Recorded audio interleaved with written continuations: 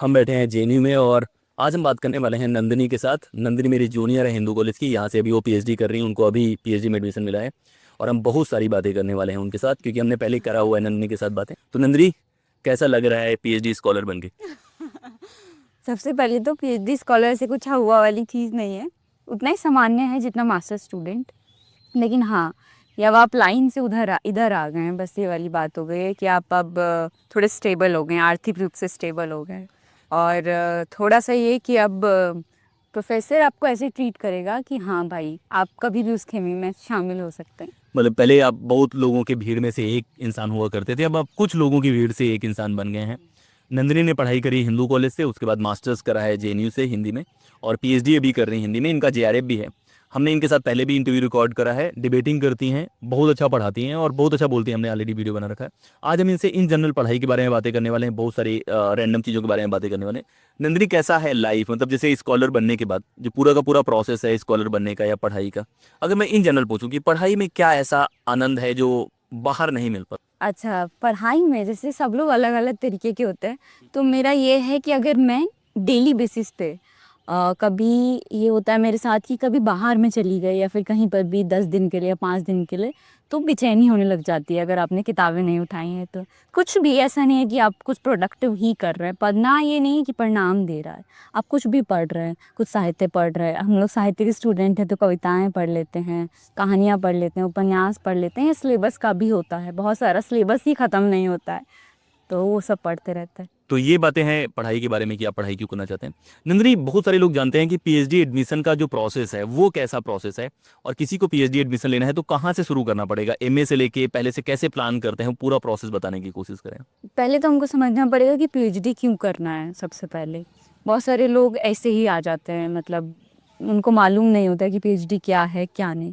तो इस बारे में, क्योंकि 5 साल किसी एक सब्जेक्ट के प्रति समर्पित होना और एक ही चीज़ को देना थोड़ा सा आपको विचलित कर सकता है। 5 साल एक ही सब्जेक्ट पढ़ना है, आप कुछ और नहीं पढ़ सकते हैं उस दौरान लगभग। तो फिर इस सब्जेक्ट के प्रति जाना क्यों है? अगर आपको उस सब्जेक्ट के प्रति बहुत दिलचस्पी हो तो ही जाएं, पहली बात तो। और दूसरी बात ये कि 2 तरीके की पीएचडी हो रही है, एक तो वाकई जो रिसर्च करना चाह रहे हैं किसी सब्जेक्ट में, और एक जो भत्ते के लिए करना चाह रहे हैं। ज़्यादातर उसकी आबादी, उन लोगों की आबादी ज़्यादा है जो पीएचडी करना चाहते हैं भत्ते के लिए। उसमें कोई बुराई नहीं है, हर एक स्ट्रीम होती है, सबकी ज़िंदगी होती है जो कि आगे बढ़ती है। तो अधिकांश जो जनता है वो पीएचडी करना चाहती है, डॉक्टर आगे नाम के आगे आ जाए, थोड़ा सा एक विषय में गहन अध्ययन हो जाए और साथ साथ भत्ता भी मिलता रहे। इसलिए क्योंकि पीएचडी नौकरियां नहीं दे रही हैं, ये तो सत्य है। सही बात। हाँ, तो थोड़ा सा हम व्यवहारिक धरातल पे मैं बात करूं, सिद्धांतों को छोड़ करके, आदर्शवादी चीज़ों को छोड़ करके व्यवहारिक बातें, तो पीएचडी नौकरियां नहीं दे रही हैं। तो पीएचडी करने का फ़ायदा क्या है? एक तो ये कि आपको 50,000 लगभग महीना कंटीजेंसी मिला करके मिल जाता है, तो लगभग वही 50 से 45 हज़ार रुपये है। और 5 सालों के लिए तो लगभग काफ़ी पैसा है, 5 सालों एक के लिए। वक्त मिलता है बच्चों को, जैसे मैं बहुत लोग को जानता हूँ कि जिनको नहीं पता लगता कि यार मास्टर्स के बाद क्या करना है। मैं भी उन लोगों में से कि आप यूपीएससी भी ट्राई कर रहे हैं, ये भी ट्राई कर रहे हैं। फिर लगता है कि एक स्टेबल लाइफ जहाँ पे आप इंडिपेंडेंट होके कुछ टाइम अपने आप को दे सकते हैं, रिसर्च को दे सकते हैं, जो कि मुझे लगता है कि सही तरीका है। बिल्कुल सही तरीका है। जो यूपीएससी करना चाह रहे हैं या फिर एक ऐसे बच्चे जो ग्रामीण परिवेश से आ रहे हैं, जिनको पैसे नहीं होते हैं, मतलब आप पढ़ रहे हैं, अपने परिवार वालों को क्या जवाब देंगे? 21 साल के बाद मतलब होना पड़ता है ना, अपने घर वालों के प्रति जवाबदेही होनी पड़ती है कि अगर आप पढ़ रहे हैं लगातार तो आप उनको क्या दे रहे हैं। या फिर वो चाहते हैं कि आप उनसे अब पैसा ना लें क्योंकि आप 21 साल के हो गए हैं, जो कि सही भी बात है। कुछ लोग ट्यूशन पढ़ा लेते हैं, तो जेरफ उससे तो मिल जाता है। फिर अब इसमें एडमिशन कैसे है, ये बहुत बड़ी समस्या है। और मैं थोड़ा सा चाहती हूँ कि व्यवहारिक बातें करूँ मैं ज़्यादा से ज़्यादा। बहुत ज़्यादा राग लपेट नहीं दी है, ये चीज़ें हैं जबकि वैसी चीज़ें नहीं हैं, हम जानते हैं। सबसे पहले ये जानना पड़ेगा कि पीएचडी आप एक व्यक्ति के साथ करते हैं, गाइड के साथ करते हैं। मास्टर्स तक आपका पढ़ाई वाला जीवन था, एकेडमिक जीवन था। अब थोड़ा सा ऐसा होगा कि आपको बोलना है, उनके सामने आपको जवाब देना पड़ेगा कि आप रिसर्च टॉपिक पे क्यों करना चाहते हैं। वो 10 सवाल आपसे पूछेंगे, आप उनके जवाब आपको पता होने चाहिए। तो उनकी भी कुछ आकांक्षाएं होती हैं जिन पर एक विद्यार्थी को खड़ा उतरना होता है, और यही पीएचडी की लाइन है। विद्यार्थी 2 तरीके के हैं, एक रेगुलर स्टूडेंट और एक जो है नॉन रेगुलर स्टूडेंट। तो जो रेगुलर स्टूडेंट्स हैं वो कैसे पीएचडी में दाखिला ले, और जो नॉन रेगुलर स्टूडेंट है, जो किसी कैंपस में नहीं है, जो किसी जैसे डीयू रेगुलर में नहीं है, जो इग्नू से कर रहे हैं, कहीं से भी कर रहे हैं डिस्टेंस में, वो कैसे पीएचडी में दाखिला पा सकते हैं। तो उनके बारे में मैं बताऊं तो सबसे पहले रेगुलर स्टूडेंट की बात करें। जो रेगुलर स्टूडेंट्स हैं मास्टर्स में, तो उनकी कम से कम डेली बातचीत ना सही, कम से कम टीचर उनको देख रहा है तो जानते हैं, टीचर सबको जान रहे होते हैं। जेएनयू की मैं पहले बात करती हूँ, या फिर बीएचयू, अगर जहाँ ज़्यादा संख्या है वहाँ पर अगर नहीं जान रहे हैं तो आपको जनवाना पड़ेगा, क्योंकि आप आने वाले हैं, अब उनके साथ काम कम से कम उन्हीं में से कुछ लोग आएंगे। उन्हीं में से कुछ लोग आएंगे, ज़रूरी बात है। और आपको कम से कम वो व्यक्ति चेहरे से तो जाने। अब 200 कक्षा है, 200 बच्चों की कक्षाएं हैं, तो उसमें कम से कम आप एक दिन तो सवाल खड़े कर सकते हैं कोई। अब ये नहीं कि आप फालतू सवाल करें, ये भी कोई ज़रूरी नहीं है, लेकिन हाँ, आप चीज़ों को केवल पढ़ कर के जाएं, चीज़ों को समझें। वहाँ पे जो इस कुर्सी के इधर बैठा व्यक्ति है ना, वो जान रहा है कि कौन नकली प्रश्न कर रहा है, कौन असली प्रश्न कर रहा है, और कौन पढ़ रहा है वहाँ। तो आप फालतू में भी चीज़ें खड़ी करके नहीं पा सकते हैं। तो हम कई बार प्रोफेसर को बहुत बेवकूफ़ समझते हैं, और पीएचडी एडमिशन में आपको जानना पड़ेगा कि वो अब मेन भूमिका में आने वाला है, क्योंकि इंटरव्यूज़ हो रहे हैं। और जितना हम लोग को नॉलेज रहता है एमए टाइम, या मैंने पीएचडी कर लिया, मेरा पीएचडी कंप्लीट हो गया है, हम लोग अभी बहुत बहुत ही कम जानते हैं। मतलब मेरे डिपार्टमेंट में है, किसी भी डिपार्टमेंट में है, और प्रोफेसर लोग भी बहुत लोगों के कंपेरिजन में बहुत कम जानते हैं, लेकिन हम लोग जहाँ पे हैं उसके हिसाब से वो लोग बहुत कुछ जानते हैं। और ये बात है कि वही अब आप उन्हीं के साथ आप काम करेंगे। चाटुकारिता एक अलग चीज़ है, लोग उससे भी एडिशन पा रहे हैं, लेकिन अगर आप एक इंसान, एक बेहतर इंसान है, तो कुछ और अच्छे तरीके भी हैं। एक नैतिक इंसान या एक पढ़ा लिखा हुआ इंसान होकर के भी आप एडमिशन पा सकते हैं। सही तरीका बहुत सारे लोगों के पास, गलत तरीके का ऑप्शन नहीं है। मेरे पास नहीं था गलत तरीके के ऑप्शंस। तो दिक्कत ये कि आपके पास कोई राजनेता आपको नहीं जान रहा है, या फिर कोई बड़े जान पहचान बोलते रहो। नहीं है, तो फिर ये होगा कि आपको सही तरीके आना ही पड़ेगा अंततः। और सही तरीके से भी एडमिशन होते हैं। जो बाजार में सब फैला हुआ है कि टीचर्स केवल इसी के थ्रू कर रहा है एडमिशन, ऐसी बात नहीं है। क्योंकि टीचर्स को भी काम करवाना है, रिसर्च करवानी है, उनको भी मतलब तमाम ज़रूरतें होती हैं एकेडमिया से रिलेटेड। तो वो खुद चाहता है कि एक अच्छा विद्यार्थी उनके पास आए, नहीं, एक पढ़ा लिखा विद्यार्थी उनके पास आए। ऐसी बात नहीं है कि वो वरीयता नहीं दे रहे। जिस दिन इंटरव्यू होता है ना, और जब अगर आप अच्छा बोल करके आएंगे, और अगर वो उसके बावजूद नहीं ले रहा है प्रोफेसर, तो प्रोफेसर रात को सोते समय एक बार ज़रूर उसकी आत्मा रोएगी कि एक अच्छे स्टूडेंट को मैंने नहीं लिया। थोड़ा सम्मान, या फिर कम से कम, क्योंकि 5 साल आपको उसी गाइड के साथ काम कर रहा है, तो आप कम से कम उनके साथ बातचीत करें ठीक से, उनके साथ तहजीब से पेश आएँ, और अपनी चीज़ों के प्रति ईमानदार रहे, तो वो धीरे धीरे और लोग आपका काम पसंद करते हैं। अगर आपका काम ऐसा है जो आपको लग रहा है कि यार बहुत मेहनत है, वो है, तो लोग अप्रिशिएट करते हैं। केवल वही नहीं, आपके गाइड नहीं, बाकी लोग भी अप्रिशिएट करते हैं।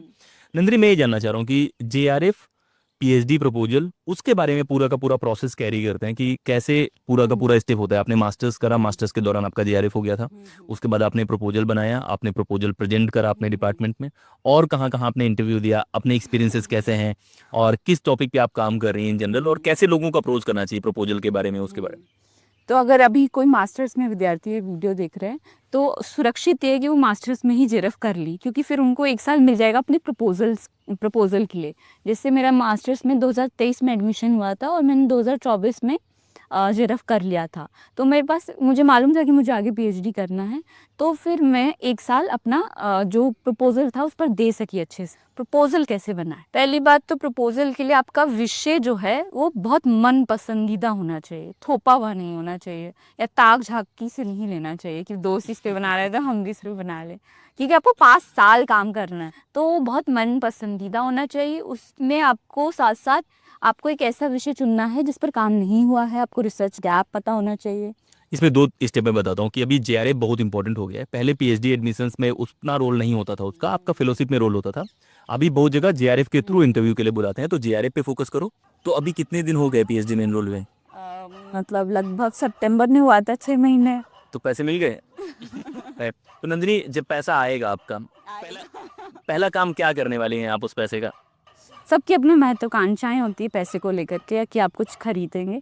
जैसे मेरी जो आकांक्षाएं हैं, जैसे सबकी होती है, तो मेरे जीवन का जो से बोल सकते हैं सपना है, मेरे कुछ ऐसा बहुत अहम दिन वो ये होगा कि मैं अपनी माँ को एक साड़ी की शॉप में लेकर के जाऊँ और बोलूँ कि आप जितनी साड़ियाँ तुमको लेनी है अच्छी अच्छी वो ले लो।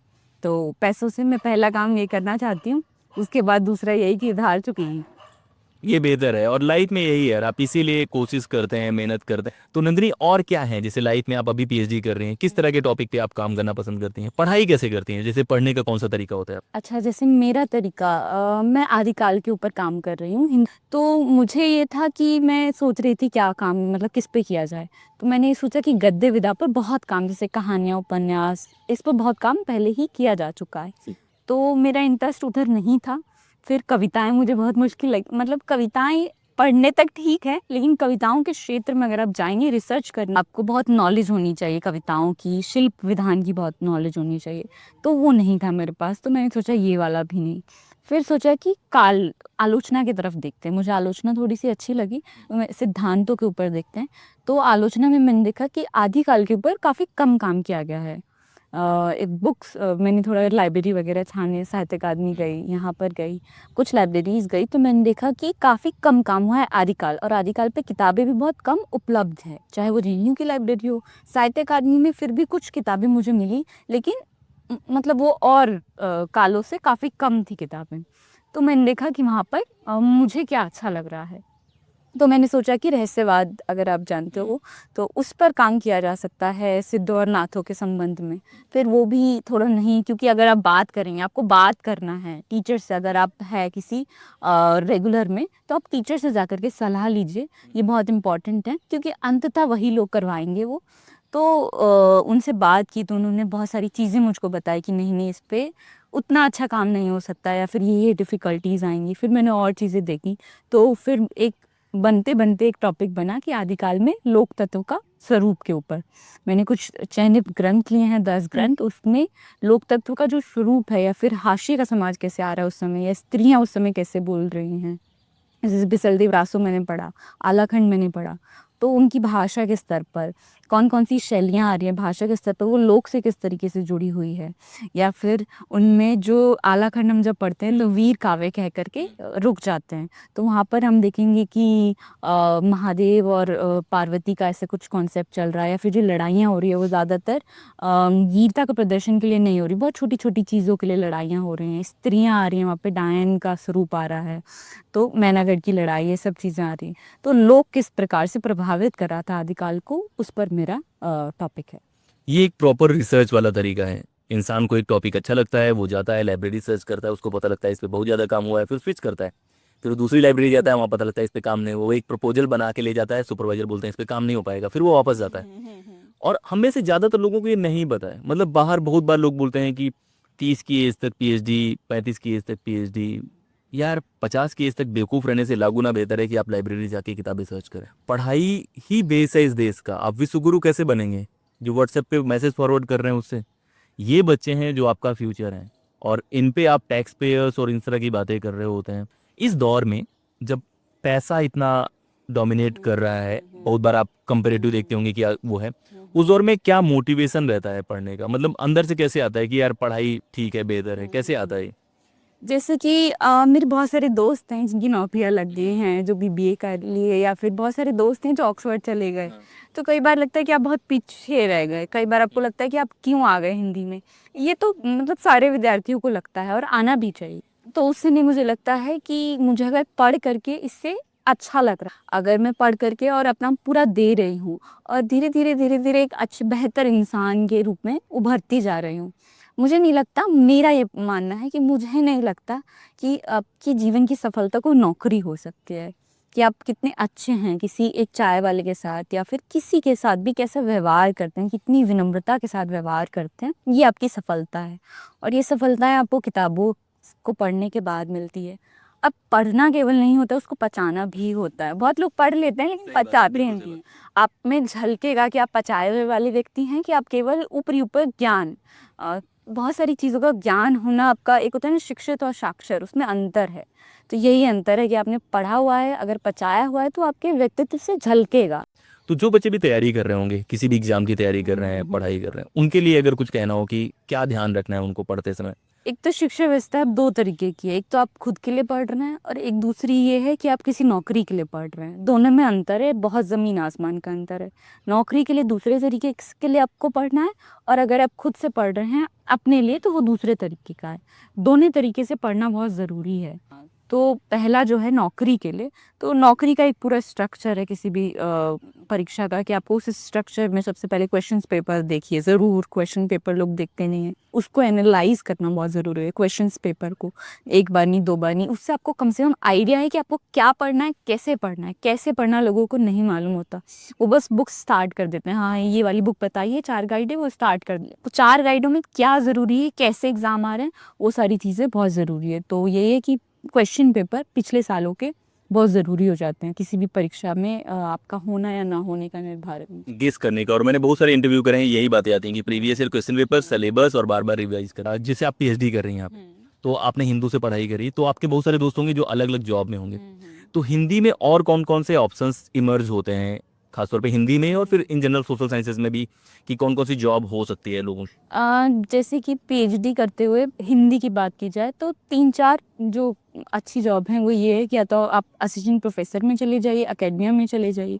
दूसरा जो आ रहा है आजकल हिंदी के लेकर जर्नलिज्म बहुत ज़्यादा हिंदी को लेकर के बहुत बढ़ गया है मार्केट। जैसे ललन टॉप में भी आप देखेंगे बहुत सारी वैकेंसीज खाली होती हैं और बहुत सारे इंडिया टुडे और बहुत सारी जॉब है हिंदी को। तीसरा है राजभाषा अधिकारी, ट्रांसलेटर का आप आता है भारत सरकार, वो भी बहुत अच्छी जॉब है। हम लोग के सारे जानने वाले उस जॉब में हैं। हाँ, तो वो भी आप देख सकते हैं। तो ये 3-4 कुछ है पेशे हिंदी को लेकर के। बाकी भी एग्जाम में जैसे आरओ का एग्जाम होता है, वहाँ हिंदी बहुत ज़्यादा पूछी जाती है, हिंदी वालों को फायदा भी होता है।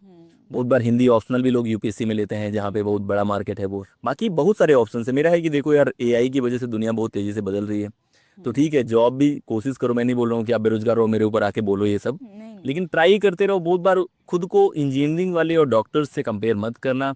नहीं, ज्ञान और जैसे नौकरी, जैसे मेरे बहुत सारे साइंस के दोस्त हैं जो कि अभी भी जिंदगी में जिसको बोलेंगे खुशी, बोलते हैं ना हम क्यों पढ़ रहे हैं, कुछ भी प्लेजर, तो उनका ये है कि क्लब जा रहे हैं और शाम को वो संडे सैटरडे खुश हैं बहुत ज़्यादा। लेकिन वो सुकून नहीं है, शांति और प्लेजर 7 दिन में से केवल 2 दिन वो खोजते हैं, 5 दिन जब जॉब करते हैं तो तलाश में रहते हैं कि सैटरडे संडे कब आएगा। हम लोग को शायद आज कौन सा दिन है, शायद मुझे भी नहीं पता होगा, और मुझे भी इतना यकीन है कि शायद नंदिनी को भी नहीं याद होगा। तो अगर आपकी लाइफ इस लाइफ चल रही है कि आपको संडे और मंडे के बीच में फर्क नहीं पता, तो आप एक बेहतर जिंदगी जी रहे हैं। मैं ये नहीं बोल रहा हूँ कि उनकी लाइफ अच्छी नहीं, मेरे बहुत सारे दोस्त हैं, सबका अपना तरीका है, अपना तरीका है। तो ये तो बातें हो गई नौकरी के बारे में। अब हम नंदिनी से कुछ रिकमेंडेशंस लेने वाले हैं किताबों के बारे में। मेरे से बहुत लोग पूछ रहे होते हैं कि भैया कौन सी किताबें पढ़ सकते हैं, तो नंदिनी बताएंगी कुछ अच्छी किताबें हिंदी की, खासतौर पे अगर दूसरी हैं तो भी। तो कौन सी किताबें? जैसे कि आजकल मैंने देखा है एक किताब आई थी, बहुत लोगों ने पढ़ी भी होगी, शायद राजकमल प्रकाशन से है। उसके शायद नरेश गोस्वामी ने अनुवाद किया है, नविता मेनन की सीइंग लाइक अ फेमिनिस्ट का अनुवाद, हिंदी अनुवाद देख सकते हैं, काफ़ी अच्छी, मुझे बहुत अच्छी लगी वो किताब। मुझे स्त्री विमर्श में थोड़ा सा अच्छा लगता है पढ़ना, उनको जानना और थोड़ा समाज को देखना कि हाँ कहाँ कहाँ पढ़ते हैं अभी भी, वो जो प्रत्यार्की है वो कैसे हावी है, उसके बस रूप बदल गए हैं, अभी भी है वो मौजूद है, लेकिन हाँ उसमें बस अंतर है कि जैसे आपके पिता ने आपकी माँ के साथ किया था वो अब आपका पति नहीं करेगा, नया तरीका। नया तरीका हो। एक और किताब है इस पे, जूडिथ बटलर की जेंडर ट्रबल करके, ये भी किताब अच्छी है अगर आप लोग पढ़ना चाहते हैं। एक कृष्ण कुमार करके एनसीईआरटी के डायरेक्टर रह चुके हैं, मुझे एक मेरे सीनियर ने रिकमेंड की थी। एजुकेशन पे बहुत अच्छा काम है उनका, और जहाँ वो थे वहाँ से मैंने एमफिल करा है, और बहुत अच्छा काम है। नाम किताब का नाम क्या? चूड़ी बाजार में लड़की, ये किताब है उनकी, और फिरोजाबाद में शायद चूड़ियाँ बनती हैं, उनके ऊपर उनकी किताब है कि कैसे जो स्त्री है वो मतलब बंधी हुई हैं चीज़ों को लेकर। कुछ किताबें आपको सिखाती हैं, कुछ किताबें आपको बदलती हैं, तो मैं बोलूँगी ये कुछ किताबें हैं जो आपको सोचने पर विवश करेगी, आपको रात को एक बार जगाएगी कि अरे मतलब उनके बहुत बार आर्टिकल्स आते हैं अलग अलग न्यूज़पेपर में, वो पढ़ने की कोशिश करना, बहुत ही अलग होते हैं, थोड़े डिफरेंट होते हैं। और वैसा ही एक नाम है अभिजीत पाठक, सोशियोलॉजी के यहाँ प्रोफेसर थे, अभी रिटायर हो गए। उनका भी कोई काम मिलेगा तो पढ़ने की कोशिश करना, वो पीएसआर में ले जाके क्लास कराते थे। तो ऐसे बहुत सारे लोग हैं। और कौन से राइटर्स हैं जिनको पढ़ना चाहिए इन लोगों को? आप सबकी पसंदीदा आपके परिवेश से बनती है, तो मुझको मनु भंडारी बहुत अच्छी लगती हैं। मनु भंडारी की कुछ कहानियाँ मुझे बहुत अच्छी लगी, और साथ ही साथ उनका एक उपन्यास आपका बंटी मुझे बहुत पसंद आया। तो वो किताब भी मतलब पढ़ी जा सकती है। प्रेम के ऊपर काफ़ी किताबें लोग पढ़ते हैं, जैसे कसप हो गया, गुनाह का देता, ये तो मार्केट में चल ही, रेत की मछली, ये सब मार्केट में। नई हिंदी के भी कुछ लोग होंगे जो अक्टूबर जंशीन, बिल्कुल वो नई हिंदी को बहुत गरियाते हैं इधर वाले, जो हिंदी वाले हैं, लेकिन मुझे लगता है कि वो पुल का काम कर रही है। जो नॉन हिंदी का है या इंग्लिश उसको से खींच के लाती है इधर। हिंदी के लिए ला तो रही है, वो कम से कम एक मार्केट तैयार कर रही है। अब कोई व्यक्ति गोदान सीधे नहीं पढ़ सकता है जो इंग्लिश लिटरेचर ये बहुत अच्छी बात है। मैंने पहली बार त्यागपत्र पढ़ा था क्योंकि वो बहुत पतला नॉवल है और नई जनरेशन के एक्सपीरियंसेस भी अलग हैं। जैसे मैं गांव में रहा हूँ तो मैं गोदान को बहुत अच्छे से कनेक्ट कर पाता हूँ। हो सकता है बहुत सारे ऐसे लोग हैं जो कभी गांव देखे ही ना हो, उनको उस परिवेश में बैलाचल की भाषा ही नहीं समझ में आएगी आज के लोगों को, आपसे ऐसे बोलेंगे कि। लेकिन हाँ, जो लोग पढ़ चुके हैं इन किताबों को, जो नई हिंदी को, उनको पर ये स्टेज है, यहाँ आओ यहाँ आओ यहाँ आओ, फिर बहुत बार आप कुछ और टफ वाले में जाएंगे तो नहीं पढ़ पाएंगे।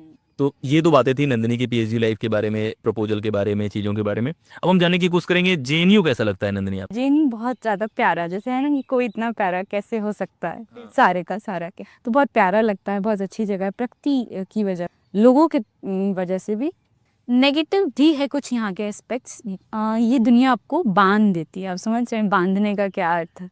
ये दुनिया, जैसे मैंने बहुत सारे विद्यार्थियों को देखा जो जेएनयू की तैयारी कर रहे हैं जेएनयू में रह करके, मैंने बोला आप नहीं निकाल पाएंगे, वो वाकई नहीं निकाल। ये जगह एक जन्नत टाइप की है। यहाँ से आप यहाँ मतलब आप संघर्ष शांति में करके यहाँ आ सकते हैं, उसके बाद संघर्ष दूसरा स्टार्ट कर सकते हैं। पहली बार जो बीए के विद्यार्थी यहाँ पर आते हैं वो पगला जाते हैं। स्वतंत्रताएं बहुत मिल रही है, फ्रीडम है, आप कभी भी जा रहे हैं, कभी भी जा रहे हैं, हर चीज़ की हर स्तर पर फ्रीडम है, बहुत ज़्यादा आज़ादी है। हम कई बार आज़ाद होकर के अपने आप को बांधते हैं, बांधना बहुत ज़रूरी है, लेकिन वो धीरे धीरे एक पूरा प्रोसीजर होता है। तो यहाँ पर जो बीए के विद्यार्थी हैं वो इतना नहीं झेल पाते हैं, और एकदम से फ्रीडम, हम लोग जैसे बीए में मज़े करके आए होते हैं, वो एकदम से इतना सब देखते हैं, तो कई बार उस चकिया चौंध में दिशाएं भी भटक जाती है बहुत लोगों की यहाँ पर आकर के। पॉलिटिक्स कैसे लगती है यहाँ? थोड़ा मैं अलग रहती हूँ, लेकिन हाँ फिर भी जब वो नारे लगाए जाते हैं, जब बात जेएनयू की आती है तो फिर जेएनयू वाले स्टैंड करते हैं कि क्रॉस पार्टी संघर्ष बहुत ज़रूरी है। मुझे लगा ये चीज़ यहाँ पर रह करके कि अगर आप संघर्ष करेंगे तो ही आप, अगर इस कैंपस में संघर्ष नहीं होता या फिर लोग जो यहाँ पर है वो पॉलिटिक्स मतलब इतने ज़्यादा नहीं आगे आते, तो शायद 268 रुपये जो है वो नहीं होता फ़ी हाइक जो हुआ। तो अगर आप अपने अधिकारों के लिए कुछ मांग करते हैं, संघर्ष करते हैं, तो वो बाहर का जो मतलब जो व्यक्ति बैठ के ये बोल रहा है कि ये लोग क्या ही करते हैं, बहुत मैंने कमेंट्स पढ़े कई बार ना। अब मैं आपको एक इंसिडेंट बताती हूँ। मैं दिल्ली की बात कर रही हूँ, मैं चांदनी चौक गई थी कुछ लेने के लिए, यहाँ पे डिपार्टमेंट का था। मैंने उनको बताया कि अंकल जी मैं 10 मिनट में आ रही हूँ, पैसे पे करती हूँ। तो उन्होंने कहा ठीक है बेटा ठीक है। फिर उन्होंने बताया कहाँ से हो, मैंने बोला जेएनयू से हूँ। उन्होंने कहा पैसे अभी पे करो। हाँ, तो कुछ पैसे अभी पे, मैं कह रही बस आ रही हूँ मैं, तुम नहीं अभी पे करो, हमको उन लोगों पे विश्वास नहीं है। तो बाहर बहुत गलत नैरेटिव्स क्रिएट किए गए हैं इस यूनिवर्सिटी के प्रति, वो हटाने का काम मुझे लगता है यहीं के विद्यार्थियों का है। बहुत बार होता क्या है कि मीडिया और बाकी मीडिया का क्या रैंकिंग है वो भी देख लेना, लेकिन अगर आपको विश्वगुरु बनना है तो रिसर्च चाहिए। लेकिन हमको उन लोगों को शामिल करना है, उनकी चिंता ज़रूर करनी है, उनको भी अपने में लेना है, उनको छोड़ना नहीं है, हमको उनको बताना भी है कि नहीं आप जो सोच रहे हो वो गलत है, ऐसे ही बात नहीं है। अगर हम उनको छोड़ देंगे, उन्होंने तो हमको छोड़ ही रखा है, तो क्या ही अंतर आता है। ऊपर इंगेजमेंट बहुत खासतौर पे खतरनाक हो जाता है जब पॉलिटिकली बहुत लोग चार्ज होता है। नंदिनी ने जो एग्जांपल बताया कि उनसे वो कर लिया है, इसका अपोजिट एग्जांपल्स भी हैं। अगर सामने वाले को पता लगता है कि आप जेएनयू से हैं, बाकी जगह से, तो बहुत लोग आपसे डिबेट नहीं करना अच्छी चाहते। जगह पर, अच्छी जगह पे, मतलब वो बेकार जगह नहीं, उनको मालूम नहीं है। इसको मैं 2 तरीके से देखता हूँ। जो जॉब मार्केट है, जो लोग टैलेंटेड लोग चाहते हैं वो जेएनयू वालों को बहुत हायर करते हैं। यूपीएससी मार्केट में जेएनयू वाले इतने भरे पड़े हैं, हर जगह अच्छी पोजीशन पे पढ़ाने वालों में। और कोई लास्ट बात नंदिनी जो आप अपने बारे में, जेएनयू के बारे में, पढ़ाई के बारे में बोलना चाहते हैं? बस यही कि हाँ, स्त्री होकर के या लड़की होकर के मैं बस यही कहूँगी कि बहुत सारी जो लड़कियां हैं बहुत छोटी छोटी जगहों से, मेरी क्लास की जितनी भी लड़कियां बहुत छोटी छोटी जगहों से आई हुई हैं, और मतलब हमारे समाज में परसेप्शन है कि आप 21 साल के बाद तो लड़कियों को नहीं पढ़ाते, अभी आने वाला है, लेकिन जेएनयू में ज़्यादातर जो है वो बहुत छोटी छोटी जगहों से आती हैं। तो वो उनके जो मदर है ना, मुझे लगता है उनको बहुत धन्यवाद देना चाहिए, क्योंकि वो उन्होंने बहुत विश्वास करके और एक पूरा वो खुद समाज से लड़ती हैं। मैंने देखा अपनी माँ को कि ये पूरा रिश्तेदारों से वो कैसे लड़ती हैं और कैसे हैंडल करती है कि नहीं मैंने भेज रखा और मैं पढ़ा रही हूँ। तो उनका सम्मान ज़रूर करना है हमेशा, पीछे लोगों को जो छूटते जा रहे हैं उनको भूलना नहीं है, उनको साथ लेकर के चलना है। और यही खूबसूरती है कि नंदिनी ने जितनी बार शुरुआत करी वहाँ भी माँ थी और बाकी जगह भी। हम सबके लाइफ में फैमिली होती है इंपॉर्टेंट, और जो लोग भी आपके लिए बैटल फाइट करते हैं, आपको आगे बढ़ाने के लिए करते हैं, आभार बहुत बड़ी क्वालिटी है। मैं मजाक नहीं कर रहा हूँ। आप हमेशा याद रखिए उन लोगों को जो आपका साथ देते हैं, आपको हाथ बढ़ाते हैं जब आप गिरे हुए होते हैं। और लाइफ ऐसी चलती रहेगी, हम लोग ऐसे वीडियोस लाते रहेंगे, ऐसी बातें होती रहेंगी। जिसको भी गाइडेंस के लिए मैसेज करना है वो मैसेज कर सकता है, पीएचडी प्रपोजल जिसको डिस्कस करना है वो मैसेज कर सकता है। हम लोग ऐसे वीडियोस लाते रहेंगे और ऐसे वीडियोस आप लोग देखते रहिए, बाकी लोगों से शेयर करते रहिए। व्यू बहुत अच्छा होगा, शाम का नज़ारा है। तो ऐसे ही इस वीडियो में इतना ही। जय हिंद।